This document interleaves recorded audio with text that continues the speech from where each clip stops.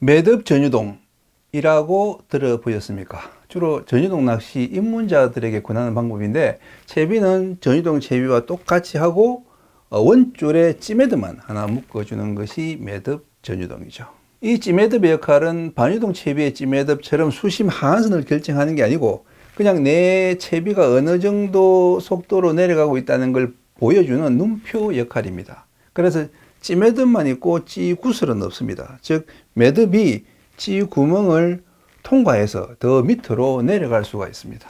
이 채비의 장점은 그 매듭의 위치를 보고 내 미끼가 지금쯤 어디 내려가 있구나 하는 걸 알 수 있다는 겁니다. 그래서 전유동 낚시에 서툰 초보자도 원줄이 내려가는 속도와 내 미끼가 지금 깔아앉아 있는 그 수심을 좀 더 쉽게 알 수 있습니다. 자, 오늘은 전유동 낚시의 속성훈련법 매듭 전유동을 소개해 드리겠습니다.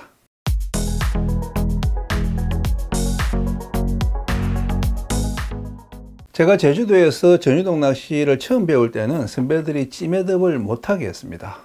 그냥 수심 파악용으로 묶으면 안 되냐고 해도 찌매듭에 의존하면 전유동이 늘지 않는다고 처음부터 못하게 했죠. 돌이켜보면 그 선배들 말이 맞았던 것 같아요. 이 전유동 낚시는 조금씩 줄을 풀면서 내 미끼가 내려가는 그 속도를 그 감으로 느끼고 또 깔아앉아 있는 내 미끼의 위치를 그 수심을 계산하는 그런 능력을 길러야 되는데, 찌매듭이 있으면 아무래도 감각보다는 시각에 의존해서 줄을 풀게 되고 또 그 채비도 조금씩 풀면서 이렇게 그 수심을 계산하는 게 아니고 한꺼번에 많이 풀어놓고 찌매듭만 보고 계산하게 되거든요.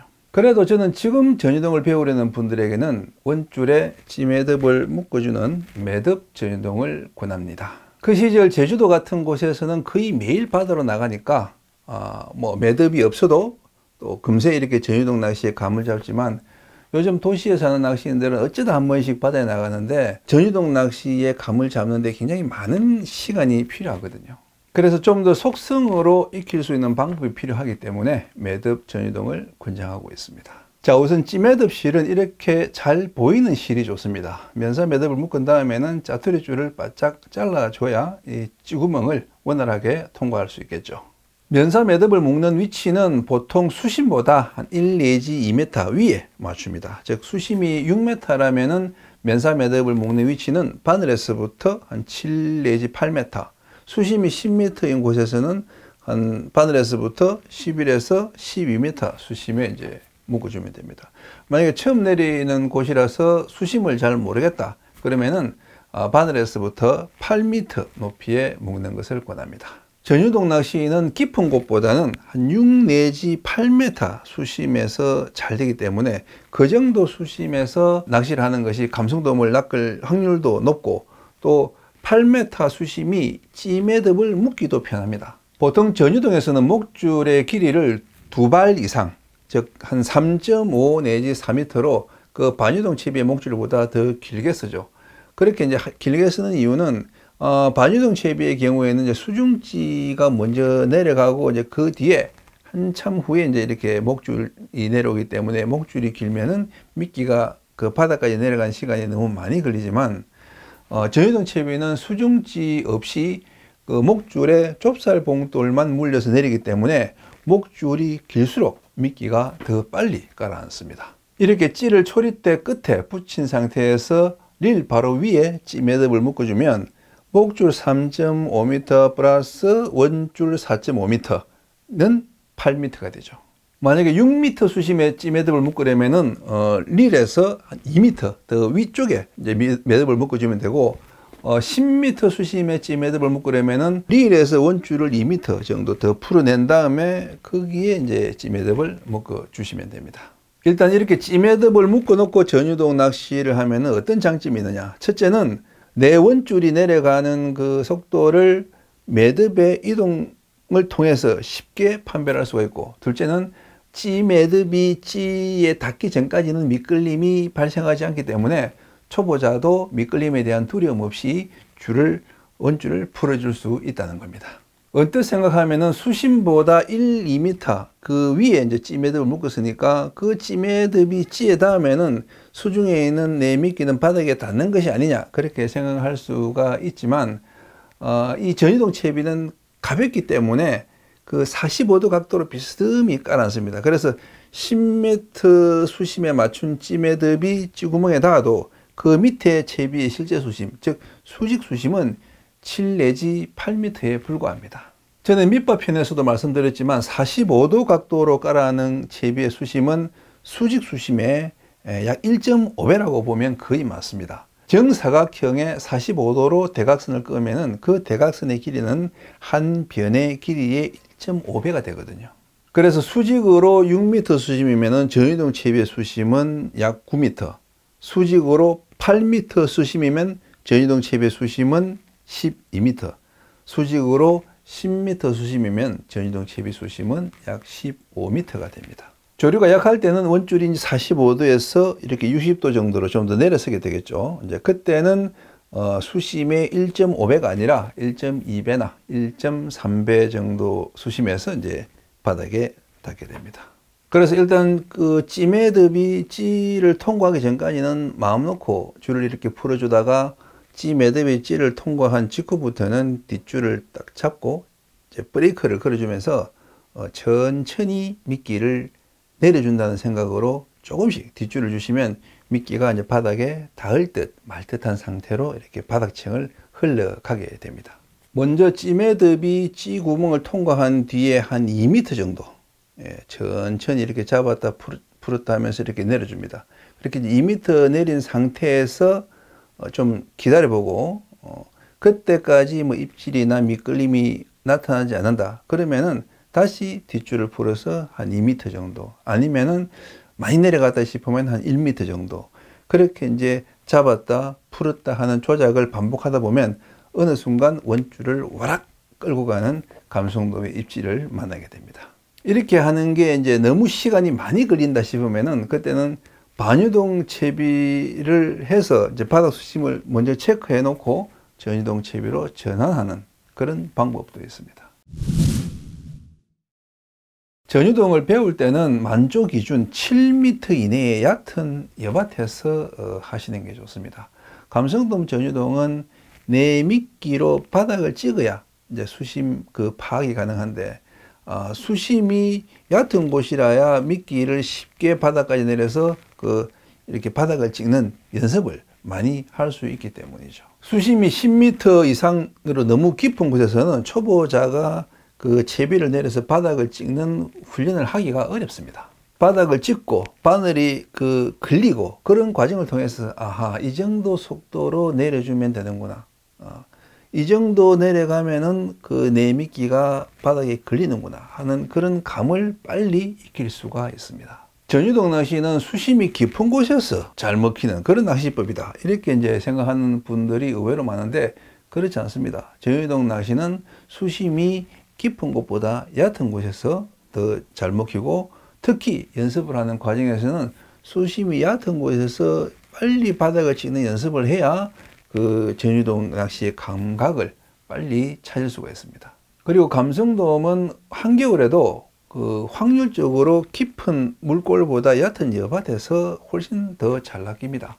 수온이 낮을수록 그 일조량이 좋은 따뜻한 여밭으로 감성돔들이 더 많이 나오기 때문이죠. 자, 일단 6m 여밭에서 매듭 전유동을 해봅시다. 구멍치 부력은 B가 좋습니다. B 부력 L 사이즈 한 15에서 20g 중량이 이제 감성돔 전유동 낚시에 가장 많이 사용하는 찌입니다. 자, 일단 매듭 전유동의 그 찌매듭은 수심보다 2m 위에 이제 묶으라고 했으니까 6m 수심보다 2m 높은 8m 높이 이제 찌매듭을 묶어줍니다. 목줄 길이가 두 발, 즉 3.5m니까 원줄의 길이는 4.5m가 필요하겠죠. 자, 이런 그 5m 길이 낚싯대 릴 시트 아랫부분을 뺀 나머지 길이가 4.5m니까 찌가 낚싯대 끝에 바짝 붙은 상태에서 바로 여기 릴 바로 위에 찌매듭을 묶어주면은 여기서부터 대끝까지 길이가 4.5m가 됩니다.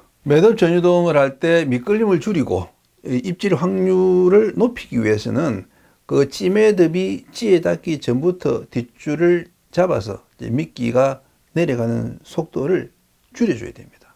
그러면은 바닥 근처에서 미끼의 그 채공 시간이 길어지기 때문에 감성돔이 미끼를 발견할 확률이 높아지고, 또 바닥에 닿더라도 살포시 이렇게 깔았기 때문에 미끌림이 잘 안 생깁니다. 이때 중요한 것은 이 리를 누르고 있는 내 검지 손가락 끝에 전해지는 줄의 장력입니다.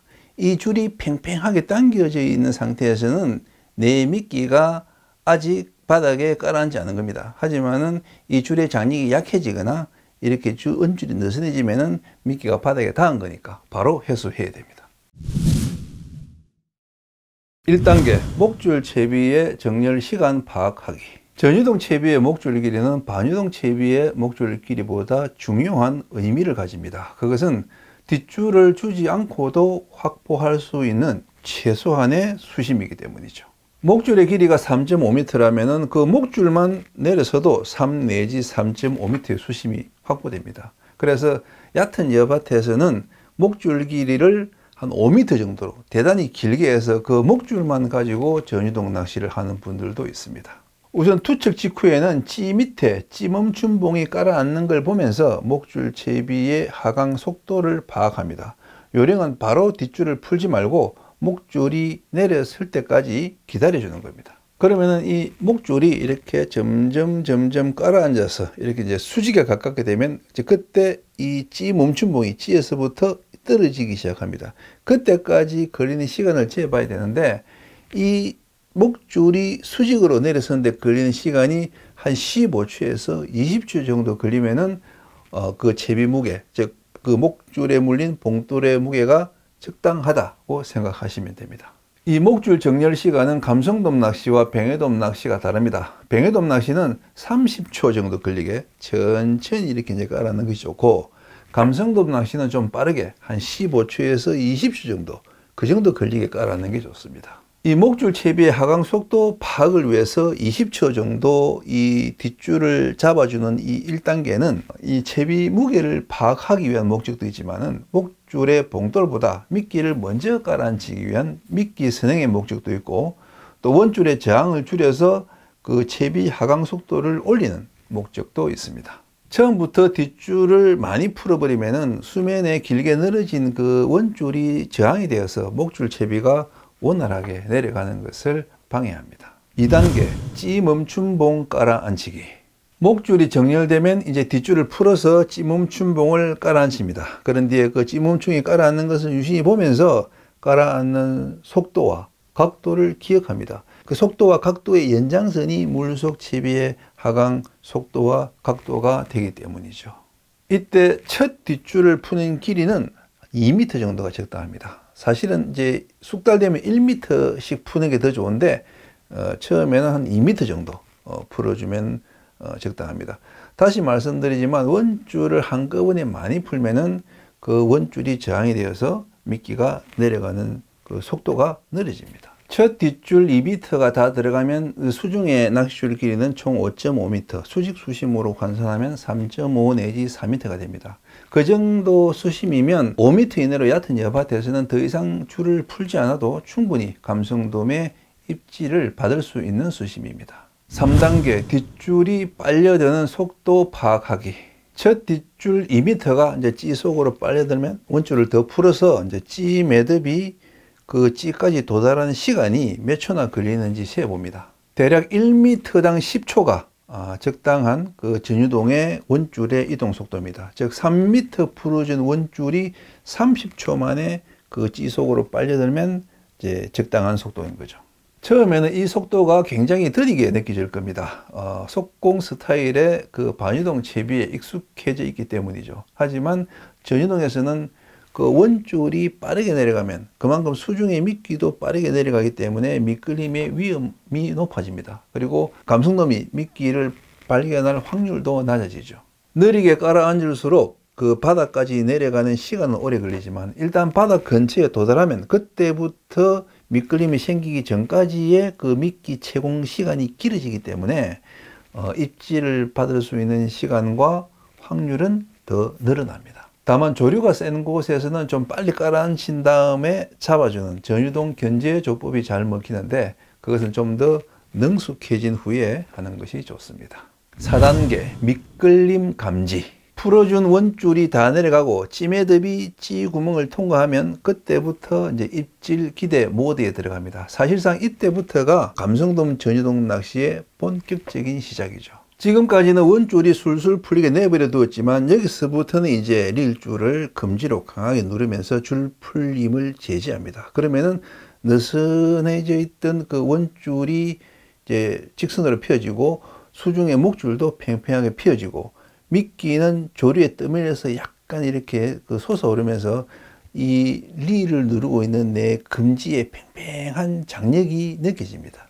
그 상태로 10초 정도 길게 견제 상태를 유지하면 그 10초 안에 입질이 나타나는 수가 많습니다. 입질은 찌가 빨려듦과 동시에 원줄이 강하게 튕겨 나가는 식으로 옵니다. 10초 동안에 입질이 없다 그러면은 이제 다시 그 스프레스 금지를 떼고 뒷줄을 풀어줍니다. 그렇게 이제 뒷줄을 다시 한 50cm 정도 이제 풀어준 다음에 다시 이제 또 스프를 눌러서 이제 뒷줄을 잡습니다. 대략 한 50cm 흘러가는데 한 5초 정도 걸리면 적당한 풀림 속도라고 아까 말씀드렸죠. 이제 그때 뒷줄을 이렇게 잡았을 때 다시 이 줄이 팽팽해지면서 장력이 느껴지면 아직 미끼가 바닥에 걸리지 않고 이제 흘러가고 있다는 겁니다. 이제 그 상태에서 10초간 견제하고 다시 풀어서 50cm 흘려주고, 또 잡고 10초 정도 견제한 다음에 다시 풀어서 한 50cm 정도 흘려주고, 그런 식으로 아주 꼼꼼하게 시간은 충분히 가지고 바닥층을 탐색하다 보면 그 근처에 감성돔이 있으면 입질을 하게 되어 있습니다.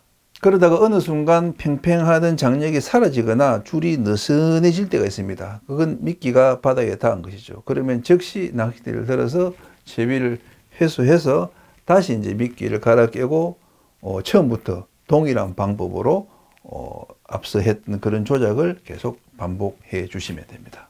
자, 지금까지 전유동 낚시의 기초 매듭 전유동을 간략하게 소개해 드렸습니다. 들어보고 느끼셨겠지만 전유동 낚시는 어렵다기보다 손이 많이 갑니다. 반유동 낚시보다 더 부지런해야 되고 더 집중력이 필요합니다. 그리고 많은 현장 경험이 반드시 필요합니다. 자, 오늘 배운 매듭 전유동의 기초 연습 4단계 과정을 숙지하셔서 전유동 낚시를 좀 더 쉽고 빠르게 익히시기 바랍니다. 다음 시간에는 전유동 낚시의 핵심, 조류의 방향에 따른 그 전유동 채비의 수심 계산법에 대해서 알아보겠습니다.